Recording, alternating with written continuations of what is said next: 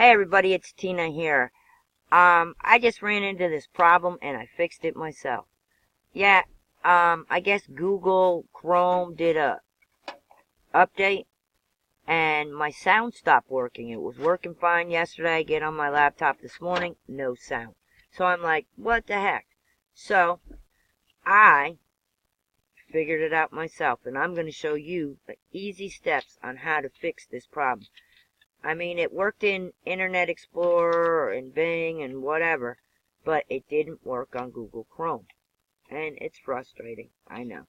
So, what you have to do is you got to open up Google, okay, like here. Go up here to these three little dots, click on it, go down to Settings, okay. Now, you're going to keep scrolling down till you come to Advanced. You're going to click on Advanced, and then you're going to keep scrolling down some more, okay, until you get to Reset and Clean Up, okay. Then you're going to click this little arrow here, and this will pop up.